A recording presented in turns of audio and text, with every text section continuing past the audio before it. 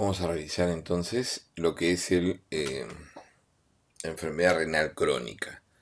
La enfermedad renal crónica en sí tiene muchos mecanismos fisiopatológicos que vamos a determinar muy propios de la enfermedad renal y tenemos que definirla primero como la presencia de un daño o una disminución de la función renal que durante 3 meses o más, independientemente de la causa, nos cae la función a menos de 60. 60 es el límite para hablar de una función renal todavía adecuada o baja o ya una enfermedad renal crónica.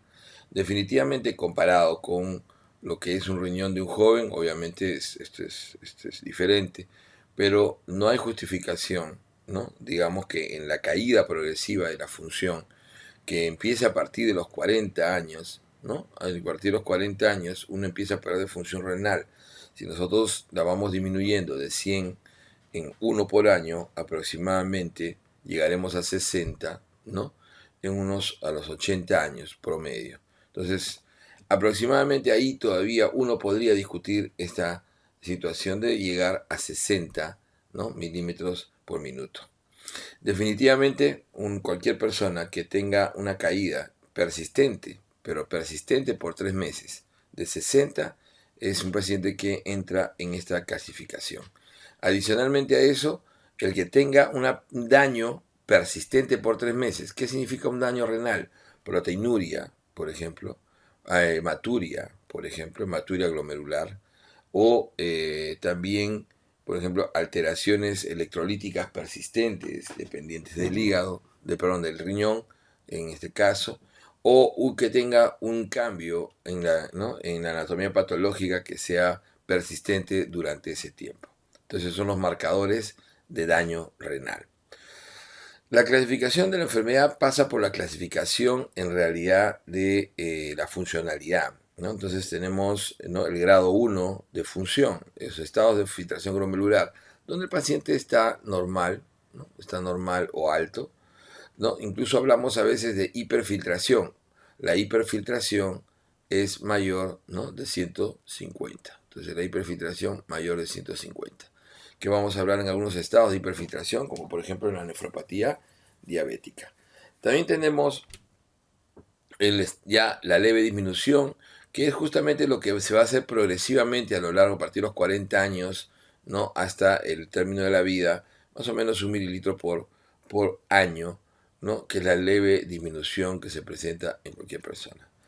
A partir ya de menor de 60, recordemos, entre 60 y 30 se divide en dos subtipos, ¿no? El grado 3A, que es el grado 3, donde ya hay una leve a moderada disminución de la función y donde empieza la enfermedad renal crónica, y el grado 3B, donde definitivamente hay una moderada severa pérdida y donde ya empieza en el 3B, empieza definitivamente toda la clínica de la uremia. Entonces aquí empieza toda la clínica de la uremia, donde vamos a tener ya, o sea, en este estado 3A todavía uno puede tener algunas atingencias, especialmente cuando está muy cercano a 60, de pensar que de repente no es todavía una enfermedad renal, pero en el estado 3B definitivamente el paciente requiere ya una intervención intensa, una intervención farmacológica, porque el paciente empieza con moderada, severa ya disminución, y entonces es ahí que el paciente va a empezar ya con hipertensión, con anemia, se aumenta la creatinina progresivamente y comienza a tener problemas respecto al calcio, ¿no? A la absorción disminuye calcio, PTH alterado y fósforo incrementado con el calcio todavía normal, todavía están normales, pero tenemos que mantenerlos dentro de ese límite. Entonces ese es lo que se llama el estadio, ¿no? El estadio 3A, el estadio 3B. El estadio 4, y a partir de acá ya lo que se llama la enfermedad avanzada, o sea, la enfermedad renal crónica avanzada del paciente que ya está francamente enfermo y tiene ya varias contraindicaciones importantes que vamos a ir viendo, severamente disminuido. Por ejemplo, un paciente ¿no? con enfermedad renal avanzada es un paciente que ya no puede cumplir algunas indicaciones, como por ejemplo recibir diuréticos como hidroclorotiazida. Entonces hay diuréticos que ya no van a funcionar, y el hidroclorotiosida está proscrita, o recibir metformina.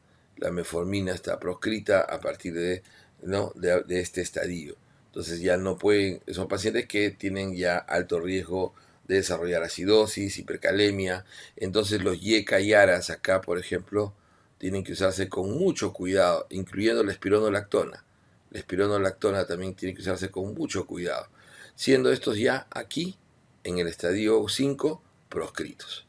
Entonces, en el estadio 4, generalmente, si se usan, tienen que ser con mucho cuidado y con mucha observación del nivel de potasio. Entonces, ya severamente disminuido, ya es un paciente que, por ejemplo, se sabe que va a llegar a diálisis en un momento, y ya en el estadio 4 se le prepara haciéndose la fístula, por ejemplo. Y ya en el estadio 5, el paciente tiene falla renal franca. O sea, es un paciente que ya está en enfermedad renal, ¿no? Una enfermedad renal establecida, y probablemente en cualquier momento va a entrar a diálisis o es pasible de trasplante renal.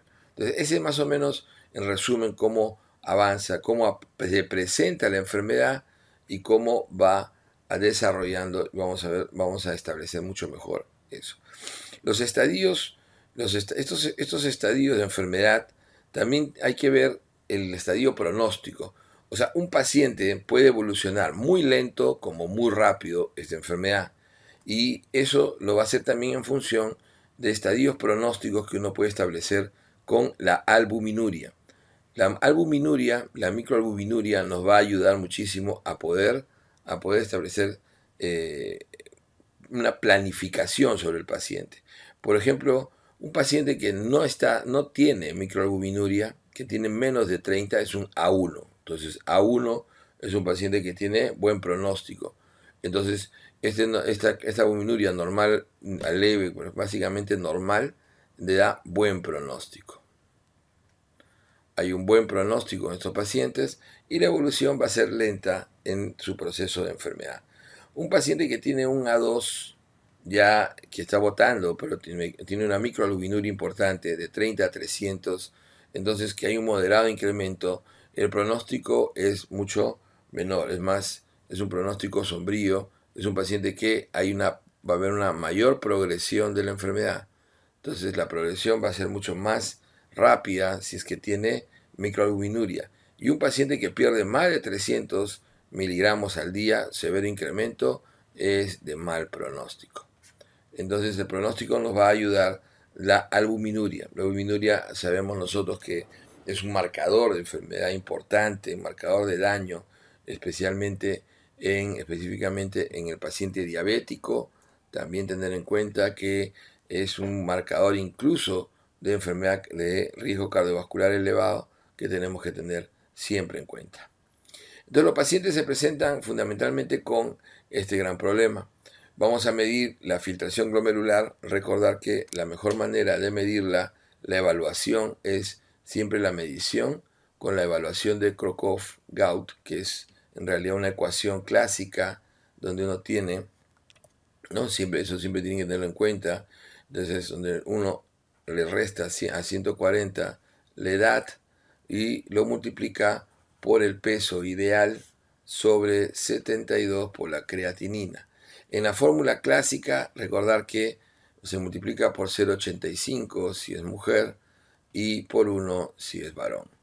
Entonces, esta es la fórmula clásica. Hay variaciones de acuerdo al peso, incluso hoy en día, pero también tenemos la más exacta, la recomendada, que es la MDRD, ¿no? La MDRD es aquella que está recomendada por la OPS-OMS como la manera de hallar en forma ambulatoria y en controles y hacer el seguimiento de la depuración de creatinina.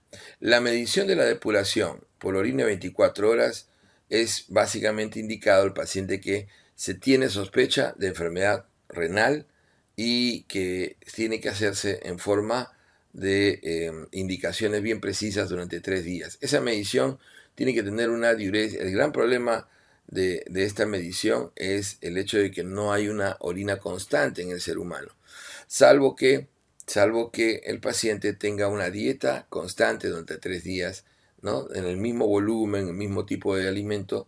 Entonces, eso es lo ideal. O sea, ideal es incluso hacerlo o de esa manera, bien vigilado, o el paciente hospitalizado con una dieta controlada. Entonces, ¿por qué? Porque fácilmente se altera por el volumen. Entonces, un paciente que todos los días orina promedio a 1500, de repente el día que hace la colección sale 800 o 700, va a haber una disminución de este tipo.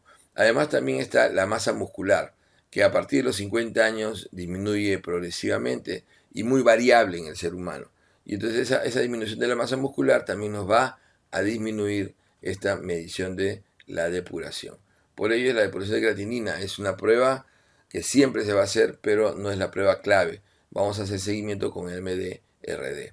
La cistatina C sérica combinada con creatinina hoy en día es la mejor prueba, pero todavía no está estandarizado en todo el mundo, todavía no está útil, pero es la mejor prueba, la cistatina C combinada con creatinina.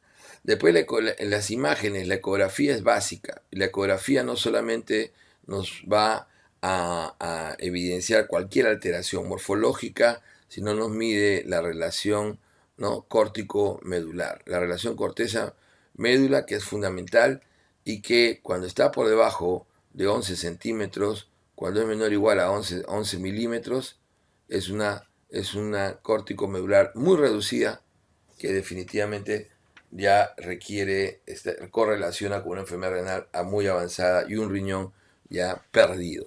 Entonces, normalmente una relación córtico-medular está por encima de 18, es una corteza, una buena corteza con cantidad de glomérulos funcionales.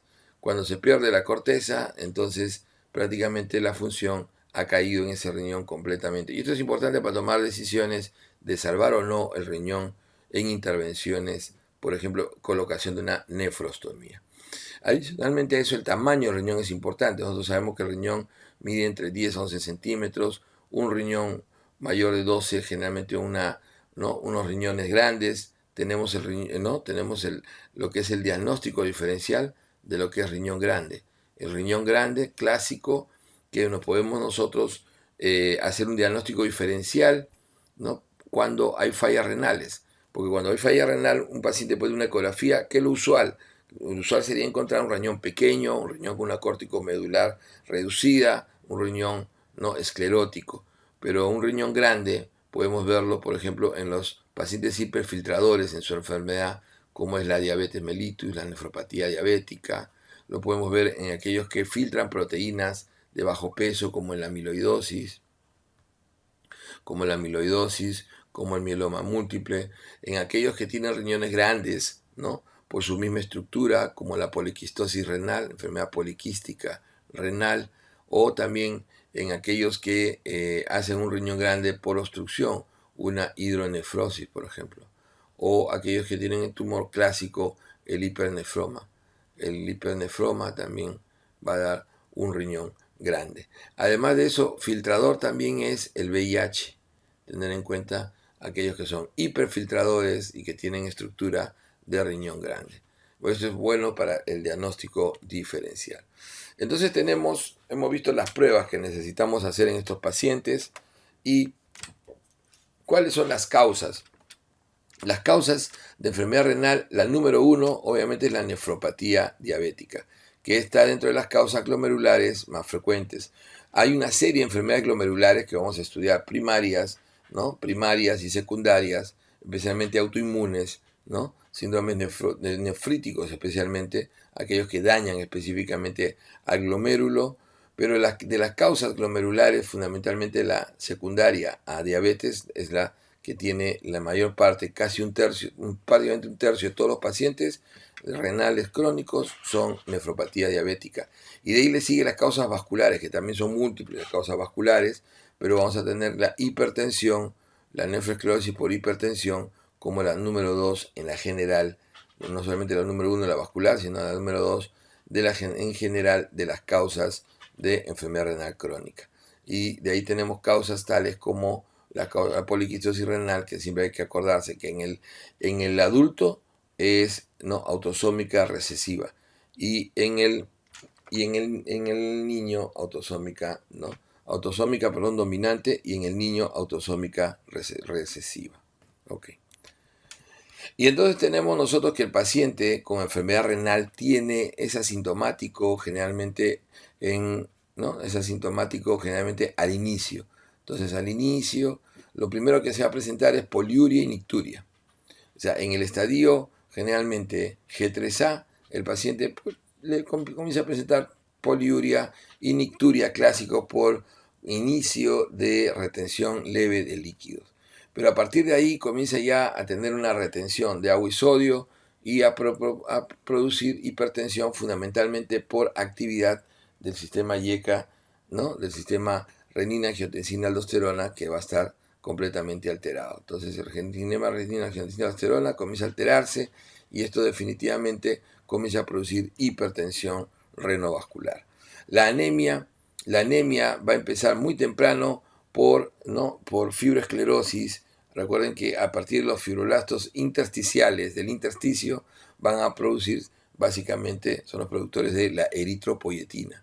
Entonces la eritropoyetina cae definitivamente y progresivamente y va a producir anemia en diferentes grados, llegando a ser en el estadio 5 casi 97% de la anemia, en el estadio 4 entre un 60-70%, pero en el estadio 3B todavía están alrededor de un 20 a 30%, empieza desde el estadio 3A y hay un 10% de anemia progresiva.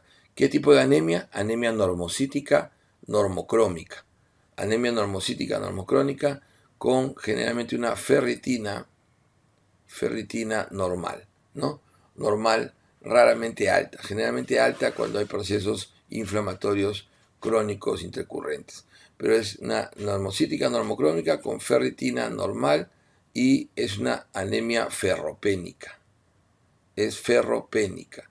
Y la anemia tiene una característica. Entonces vamos primero con el problema de la anemia. La anemia tiene una característica. La anemia en la enfermedad renal es una complicación fundamentalmente, como decíamos, anemia de tipo normocítica normocrómica, o sea, con un volumen corpuscular medio entre 80 y 98, que tiende a ser con un IDE, o sea, un índice de distribución eritrocitario alto debido a ferropenia. Hay una disminución de los depósitos de hierro en el paciente renal en forma progresiva. Y esto genera fundamentalmente también el hecho, a pesar de ser ferropénica y la ferritina estar baja, acá va a estar en esta enfermedad crónica ferritina normal o incluso a veces alta. Entonces la típica, acuérdense que las típicas anemias de enfermedad crónica son normocíticas normocrónicas con ferritina normal o alta. Esta ferropenia es la clave. ¿Por qué? Hoy en día se sabe que estos pacientes pueden manejarse primero fundamentalmente con aporte de hierro. Y el aporte de hierro se recomienda que sea parenteral. Entonces la elección en el manejo de esta anemia cuando se hace cada vez más profunda en la enfermedad ya avanzada es en la enfermedad renal avanzada se debe dar el hierro parenteral mensual o quincenal idealmente. Y cuando el paciente ya está en diálisis, siempre parenteral. O sea, el hierro oral siempre va a ser mal absorbido en el paciente renal, no tiene indicación, ¿ok? Siempre con suplemento de ácido fólico, que también se comienza a absorber menos y que se pierde durante el tratamiento dialítico. Entonces, siempre con eso sí, vía oral, su suplemento de fólico. Entonces, se suele utilizar hierro sacarato, clásico como parenteral. Y estos pacientes, obviamente, cuando ya empiezan a tener una anemia importante, por debajo de 10 de hemoglobina, entonces está indicado ya utilizar la eritropoyetina. La eritropoyetina que viene generalmente en 2000 unidades clásicas, que generalmente se empieza semanal, después 2 veces por semana y 3 veces por semana, ya cuando el paciente está en el estadio G5. Entonces 3 veces por semana generalmente es necesario para manejar estos pacientes. Esto respecto a la anemia.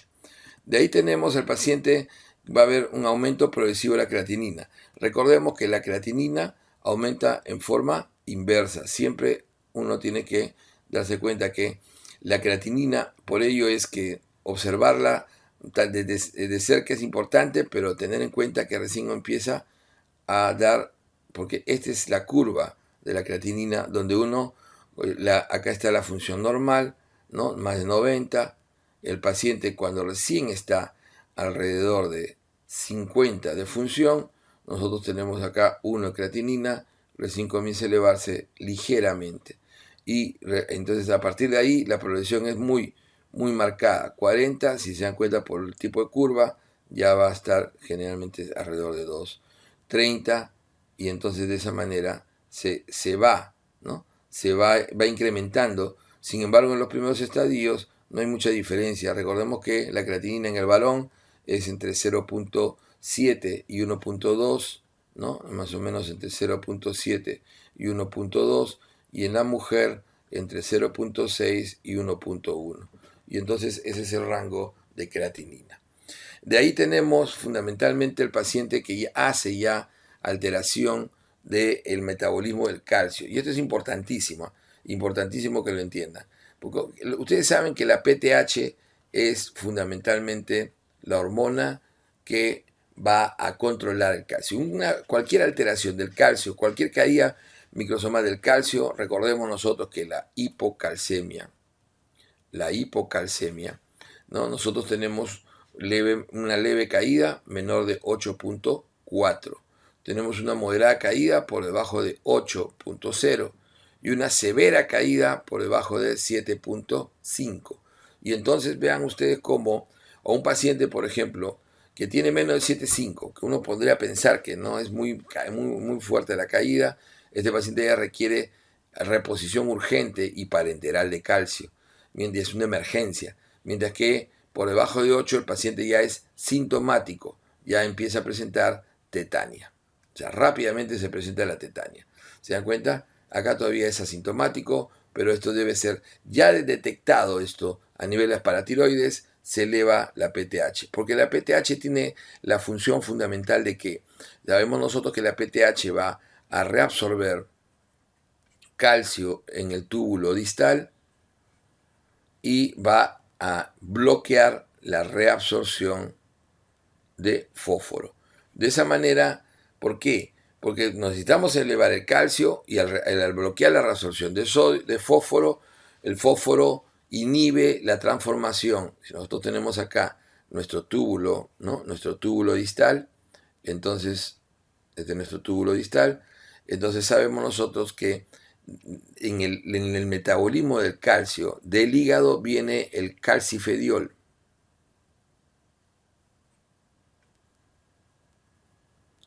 El calcifediol, que es el calcio, la vitamina D3 no activada, que es la 25 hidro D3, y esta tiene que ser activada, y esta al ser activada va a pasar a calcitriol,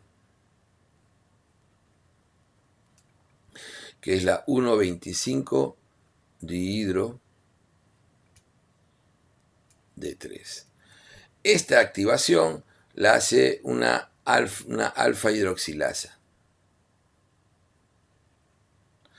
Esta alfa hidroxilasa es estimulada positivamente por la PTH, pero el fósforo lo inhibe. Entonces inhibe el fósforo. Por eso es que tiene que bloquearse la reabsorción de fósforo para que haya mayor cantidad de producción de calcitriol, y este calcitriol en el tubo digestivo, ¿no? En el tubo digestivo se produzca la reabsorción de calcio, la absorción. Esta absorción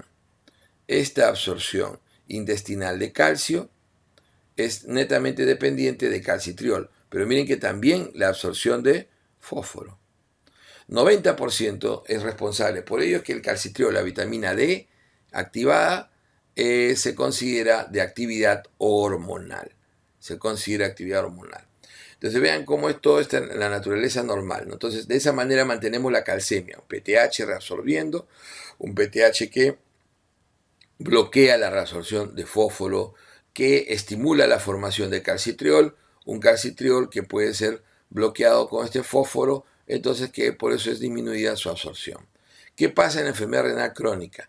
En la enfermedad renal crónica, definitivamente el fósforo comienza a elevarse, entonces vamos a ponerlo en rojo. En la enfermedad renal crónica, a partir de 50 para abajo, comienza a elevarse el fósforo, y eso hace que el calcitriol disminuya. Y entonces la absorción de calcio va a disminuir y por lo tanto vamos a tener hipocalciemia, vamos a tener un calcio bajo. Primer gran problema. Segundo gran problema, la reabsorción de calcio en el túbulo distal también disminuye y por lo tanto también este bloqueo, y eso hace que incremente más el fósforo y el mismo calcio contribuye a una caída del calcio. Entonces, ante esa imposibilidad de que el PTH pueda regular, obviamente lo primero que hace el PTH es elevarse. Entonces va a haber un hiperparatiroidismo secundario. Pero como el PTH ya no puede controlar, no puede controlar este calcio normal, solamente con la reabsorción va el PTH a ir al hueso y a generar la salida, ¿no? La salida de calcio. Va a incrementar entonces la resorción ósea. Entonces incrementa la resorción ósea, produciendo osteomalacia, produciendo en sí lo que se llama una enfermedad ósea renal u osteodistrofia renal, que en una primera etapa el hueso responde muy bien sacando calcio, pero también fósforo. Y el problema es ese, ¿no? Va a comenzar a producir hiperfosfatemia, círculo vicioso, ¿no? Y el calcio se va a mantener normal, porque recordemos que lo que tiene que mantenerse es la normalidad de la calcemia para poder seguir los procesos, especialmente a nivel de músculo cardíaco. Esta enfermedad ósea renal, al principio, buena respuesta, se va a denominar enfermedad ósea renal de alto remodelado, donde el hueso responde muy bien a la PTH elevada. En una etapa posterior, ya en la cronicidad, esta enfermedad ósea renal va a ser de bajo remodelado y el hueso va a ser un hueso resistente. Hay resistencia ósea a la PTH. Entonces, esa resistencia va a hacer que el paciente comience a tener problemas con el calcio, el fósforo, el manejo del fósforo y fundamentalmente ya una osteomalacia evidente, una fibrosis en el hueso y una enfermedad ósea mucho más avanzada. Entonces, habíamos dicho por eso, por ejemplo, acá en el caso de la anemia, ¿no? Ya sabemos que el manejo es con hierro y el manejo es con eritropoyetina. El manejo acá, fundamentalmente al inicio, va a ser darle calcitriol. Entonces el calcitriol, vamos a darle calcitriol, vamos marcando lo que es la medicación, el calcitriol y básicamente suplementos de calcio. Entonces el calcio, carbonato de calcio, generalmente al inicio 2 gramos. ¿No? Suele iniciarse con 2 gramos, llegar hasta 6 gramos en el suplemento del calcio y el calcitriol.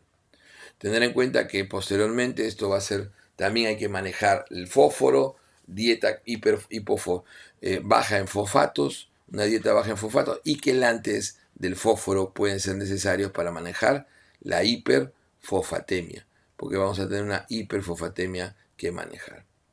Un segundo mecanismo, vamos a ponerlo en negro, un segundo mecanismo que altera todo esto va a ser el hecho de la acidosis.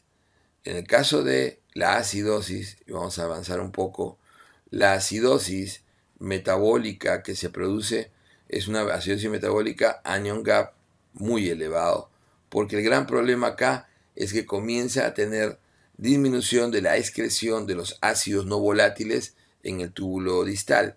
Entonces nuevamente el túbulo distal se enferma y a partir generalmente, ¿no?, menos de 25, entre 20 y 25, ¿no?, menos de 20 de depuración, el paciente comienza a hacer francamente acidosis metabólica. Y entonces vamos a tener un anion GABA elevado y vamos a requerir para manejar esta acidosis bicarbonato.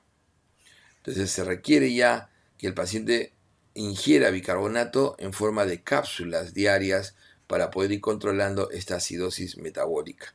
Porque ya llega un momento. ¿Cuál es el objetivo? Que tenga un bicarbonato sérico, por lo menos, o sea, debe tener un bicarbonato sérico por lo menos de 20, ideal 22, pero no menos de 20. Ese es lo mínimo en el objetivo. Y entonces comenzamos a darle cápsulas de bicarbonato. Pero en el que este paciente en un momento no va a poder controlar, o sea, porque ha ido bajando y ha ido consumiendo su bicarbonato en cantidades inmensas. Entonces hay un proceso también adicional. Pongamos que el paciente va bajando y no le han dado a ustedes la terapia. Este paciente ya no tiene reservas, va bajando, va por debajo de 20, va a 19, 18. Entonces ese exceso de ácidos tienen que ser tamponados. Y al ya no haber bicarbonato, van a ser tamponados por los fosfatos. ¿Cómo hago para incrementar los fosfatos como tampón? Los saco del hueso. Entonces, cuando tengo una acidosis no compensada, escuchen bien, cuando tengo una acidosis no compensada, entonces voy a estimular la secreción de PTH para que haya mayor resorción ósea y eso incremente el fosfato. ¿Se dan cuenta? Este es otro mecanismo de enfermedad ósea renal. El mecanismo de acidosis metabólica o también acidosis llamada acidosis urémica no compensada. Y entonces al no estar compensado, este paciente va a incrementar la secreción de PTH, que es otro estimulante menos intenso que el calcio y que va a procurar que la PTH saque, no específicamente haga resorción ósea, porque lo que necesito es incrementar el fosfato. Ese es un mecanismo que tienen que tener también en cuenta. Vean entonces cómo vamos en estos pacientes avanzando, ¿no? Y ya el hiperparatiroidismo secundario se establece muy bien alrededor de 30 y la enfermedad ósea renal ya es evidente a ese nivel. Entonces, entre 20 y 25 generalmente empieza la acidosis, hemos visto el mecanismo, ya la acidosis urémica tiene que ser marcada, y a partir de 20 comienzas a ver las alteraciones del potasio, definitivamente en 15, por debajo de 15 siempre va a haber alteraciones del potasio. Las alteraciones del potasio, entonces la secreción se ve disminuida progresivamente del potasio y se va a tener que manejar inicialmente. Acuérdense que todo tiene intervención dietética. Obviamente hemos tenido intervención dietética en la anemia, ¿no? Incrementando el aporte de hierro y ácido fólico. Hemos tenido ¿no? También en el calcio, hemos aumentado el calcio en la dieta y suplementos, pero ahora también tenemos que hacer una dieta que sea baja, ¿no? Baja en potasio y baja en fósforo. Y esta dieta es importantísima, ¿no? Ahí comienza a hacer una dieta muy baja, donde el potasio en la dieta deba ser menor de 2.0. Definitivamente vamos a ir manejando esta alteración de potasio, procurando secretar mayor potasio utilizando la furosemida. Entonces la furosemida va a comenzar a constituirse en el medicamento para poder mantener una calemia. Entonces, ¿cuánto debo tener? Mi objetivo es tener menor o igual a 5 de potasio. ¿Ok? Entonces siempre tratar de estar en menor o igual a 5 de potasio. De esta manera vamos a ir incrementando la furosemida, que al mismo tiempo la furosemida, otro medicamento más que vamos viendo que se va sumando, nos va a incrementar también el volumen urinario, que es importante mantener, porque ya empiezan los edemas y puede haber problemas ya de congestión pulmonar. Ya cuando llegamos al estadio, ¿no? Ya cuando llegamos al estadio G5, entonces el paciente ya tiene una enfermedad renal no solamente avanzada, sino terminal. Este es ya el estadio terminal. Entonces el paciente en el estadio terminal hace uremia grave y comienza a hacer síntomas como náuseas, vómitos, ¿no? Síntomas urémicos clásicos, hiporexia, podías desarrollar incluso cuadro encefalopático. Definitivamente comienza a desarrollar neuropatía periférica e incluso síndrome de piernas inquietas, típico síndrome de piernas inquietas se comienza a desarrollar en el G5. El paciente no siente, ¿no? Sabor y ahí viene un grave problema, porque el paciente comienza a desnutrirse o comienza a comer menos, porque no tiene sabor a la comida. La disgeusia es muy marcada en la uremia. La serositis, hay derrame, hay ascitis, la hipercalemia se precipita más, se incrementa más, al igual que la acidosis también se hace más intensa. y ahí comienza a haber oliguanuria y podíamos generar edema agudo pulmonar. Entonces todas esas complicaciones se comienzan a presentar ya en el paciente con un G5, que cuando requiera diálisis ya se va a llamar G5D. Se le pone G5D. Entonces es característico de estos pacientes.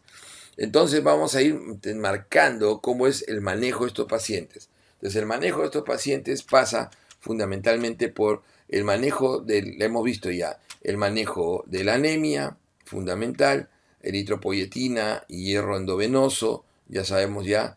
Después hemos visto el manejo de lo que es la enfermedad ósea renal, ¿no? El manejo del alcacitriol, el calcio y los ligantes de fósforo es fundamental. Ya sabemos que la acidosis y la hipercalemia, ¿no? La meta del bicarbonato, la meta de 20, la furosemida para manejar la hipercalemia, la dieta, fundamental acá, ¿no? La dieta y la meta menor de 5, la progresión de la enfermedad renal, pero la hipertensión. Acordarse que un paciente empieza hipertenso alrededor de 50 y hay que marcar 130-85, generalmente, ¿no? En los pacientes 130-85, salvo que esto lo bajemos a 120-80, especialmente en la nefropatía diabética. De un paciente que está en estadio 4 y 5, ya hay que contemplar cambiar, porque inicialmente, ¿qué estábamos usando? YECAS o ARAS. ¿Por qué se suelen utilizar YECAS o ARAS? Se suelen utilizar YECAS o ARA2 fundamentalmente porque en la progresión de la enfermedad renal la proteinuria es fundamental, es el control de la proteinuria. Entonces YECAS y ARAS disminuyen, ¿no? O sea, la progresión de la enfermedad renal cuidan, son nefroprotectores. Entonces son los medicamentos de elección hasta que llegas a G4, donde ya hay riesgo de que se incremente el potasio. Y entonces en G4 uno tiene que tener mucho cuidado, y en G5 definitivamente ya no puedes utilizar ni YECAS ni ARAS. O sea, en el G5 estos están proscritos. Y entonces hay que usar bloqueador de canal de calcio, el más utilizado, el más potente, el nifedipino. También puede usar anlodipino de inicio, pero el nifedipino tiene mayor potencia y es el que se va a utilizar. Recuerden que retar, ¿no? En su forma retar, 30R o 60R. Techo, 180 miligramos. Entonces el nifedipino se va a utilizar para un buen control de la presión arterial. Recuerden que lo que más daña el riñón es una hipertensión no controlada. Entonces una hipertensión controlada es básico en estos pacientes el control de la presión arterial. Entonces a este paciente a nivel cardiovascular hay varios cambios. El paciente hace también, ¿no?, una aterosclerosis acelerada, incluso con depósito cálcico. Y entonces tenemos que cuidar a este paciente como tiene un riesgo. La causa más importante de muerte del paciente renal es de tipo cardiovascular. Entonces hay que darle estatinas y mantener un LDL también menor de 100. Y usar antiagregantes, especialmente aspirina y clopidogrel. Entonces esto es fundamental en estos pacientes. Entonces vamos a manejar de esa manera su presión, su dislipidemia y el riesgo cardiovascular elevado. La proteinuria, recordar, YECAS y ARAS, por eso que está ahí bien definido.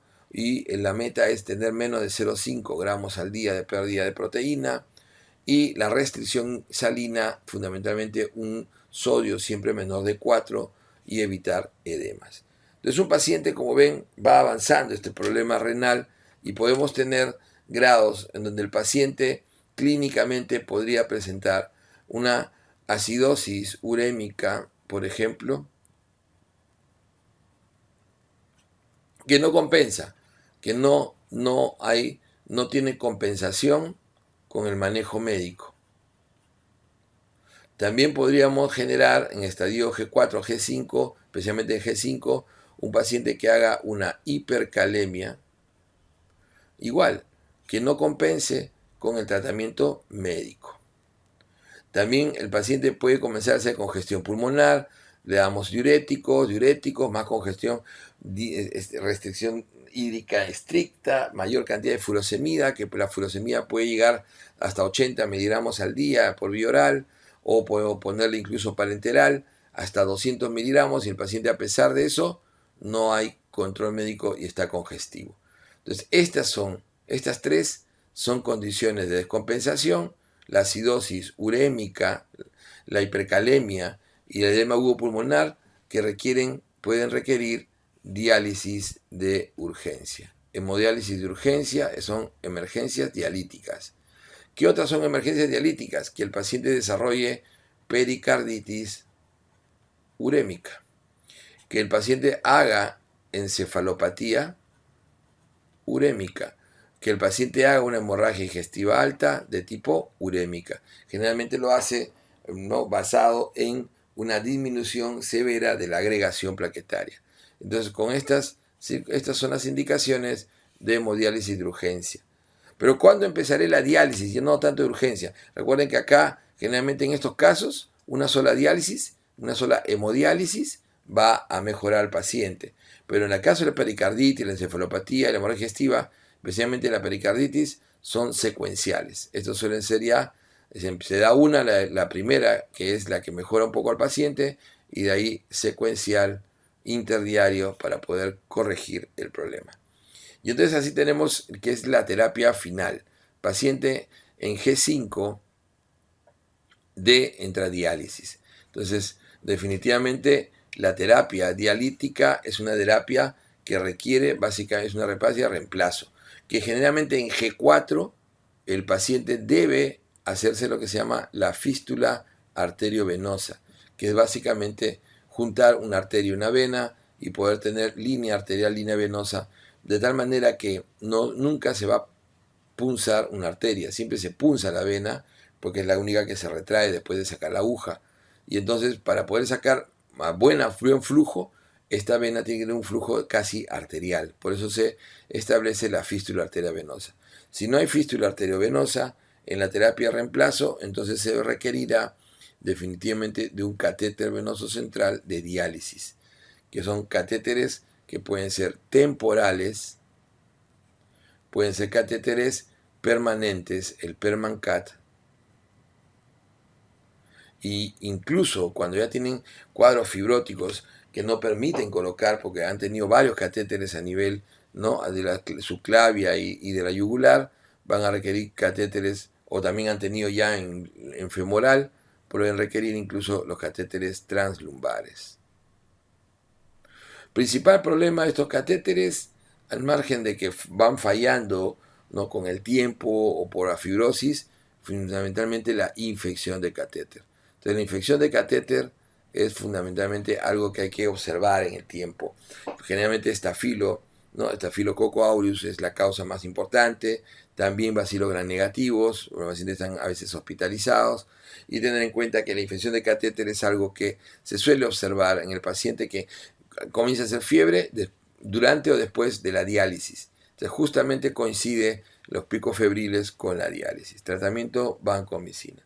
Entonces la hemodiálisis es el tratamiento básicamente donde el paciente debe estar preparado ya. En G4, creación de la fístula, y el paciente, hay hasta 8 tipos de hemodiálisis. La hemodiálisis convencional clásica es la que tenemos que conocer, donde se hace básicamente el principal problema que hay en el sistema es el control de las burbujas, la caída de la presión arterial, y vamos a ver que hay complicaciones en diálisis. Cuando un paciente empieza diálisis, generalmente hace hipotensión en diálisis. La hipotensión en diálisis es muy frecuente los primeros 3 meses. Entonces el paciente a veces durante el procedimiento puede abandonar la diálisis o puede terminar porque el paciente no tolera. ¿Cómo es la hemodiálisis clásica? La hemodiálisis se suele empezar primero cada semana, después el paciente va bajando su volumen urinario 2 veces por semana, y la diálisis convencional 3 veces por semana. Esta es la diálisis convencional. Una hemodiálisis suele durar 3 horas promedio a 3 horas y media, donde dentro de la diálisis se hace ultrafiltración aislada para sacar agua pura. Entonces bajar de peso al paciente y sacar el agua que requiere. Miren que es como si urinara solamente 3 veces por semana, pero tiene que ser una intensa orina. Entonces se le saca aisladamente el agua, 2 litros, de acuerdo al peso que tiene el paciente, ¿no? Se hace un control estricto del peso y la presión arterial, y después la diálisis de los solutos. Entonces el primer problema, hipotensión, que es el más común.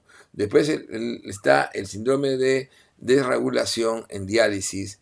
Desde el síndrome de desregulación en diálisis es un paciente que hace náusea, vómitos explosivos. Vómitos explosivos en diálisis, básicamente por un cambio brusco de la osmolaridad. Entonces, este síndrome de desregulación en diálisis es un paciente que durante las primeras diálisis comienza a hacer náusea y no puede terminar la diálisis por vómitos explosivos, intensa cefalea, porque hace hipertensión endocraniana. Y esto es por una desregulación de la osmolaridad que tiene que ser manejada con cambios de filtro. Y entonces así tenemos el paciente que ya hemos visto, ¿no? Hace su diálisis, inicia la diálisis, está con esa medicación que podemos nosotros resumir, una medicación intensa ya, con su antihipertensivo, con su calcitriol, con su calcio, ligante de fósforo. Ya en este caso la diálisis ya no va a necesitar tomar ni bicarbonato ni diurético, pero siempre su eritropoyetina 3 veces por semana. Entonces, ¿qué cosa? Lo que queda ya como algo crónico. Crónico va a quedar siempre esto, va a quedar definitivamente la eritropoyetina, el hierro, ¿no? Va a quedar crónicamente ya su tratamiento para hipertensión. Una vez en diálisis puede recuperar el uso de yecas y aras. Entonces el paciente va a tener siempre su dieta con severa restricción hídrica, sus estatinas y sus antiagregantes. Todo esto queda como medicación habitual del paciente en diálisis. La diálisis peritoneal es la diálisis ideal. En la diálisis se le coloca un catéter a nivel del peritoneo, ¿no? Un catéter a nivel peritoneal, y definitivamente la membrana peritoneal es la que va a, ¿no? La membrana, o sea, la membrana peritoneal es la membrana de intercambio. O sea, generalmente el paciente lo que está provocándose es introducir un líquido, se introduce el líquido y se deja ahí por varias horas, ¿no? Entre 4 a 6 horas o más. Entonces se hace 2 a 3 intercambios al día. Entonces el paciente tiene una ascitis, entra al litro y medio, sale generalmente 2 a 2 litros y medio, dependiendo de la concentración del líquido que use. Si quiere sacar o más líquido. Entonces va a tener que leer los cambios dependiendo de la dieta. Entonces libera mucho la dieta. Entonces la diálisis peritoneal es ideal porque el paciente se hace la diálisis diaria, diálisis peritoneal continua ambulatoria, por eso se llama, porque se hace la diálisis diaria. Este catéter peritoneal que se coloca en sala de operaciones, un catéter llamado Tenkov, ¿no? Generalmente se maneja muy bien, se necesita mucha asepsia y el paciente puede trabajar, viajar y llevar sus bolsas de diálisis. El problema, claro, es la logística de llevar las bolsas en diálisis. La complicación fundamental es la peritonitis, es la infección, que suele darse básicamente por bacterias de la piel, estafilococo epidermidis. O sea, básicamente estafilococo coagulasa negativo. Son los que suelen atacar. El estafilococo aureus es la segunda causa, pero fundamentalmente estafilococo epidermidis es la causa de peritonitis cuando se introduce. Y se trata con cefazolina en forma intraperitoneal y también parenteral para poder controlar la infección. El tratamiento ideal final es el trasplante. Entonces el paciente debería ser trasplantado. Y un paciente debería ser trasplantado, definitivamente el trasplante en los pacientes con diabetes es un trasplante que se recomienda. En el diabético 1 es donde se hizo primero el trasplante combinado, estamos hablando riñón-páncreas, y hoy en día se ha visto que en todos los diabéticos 1 y 2, ideal es hacer un trasplante combinado riñón-páncreas. Lo principal problema del trasplante, acuérdense que en trasplante hay que hacer una inmunosupresión muy intensa y evitar el rechazo agudo y el final, que es el rechazo crónico. Entonces, esto es enfermedad renal.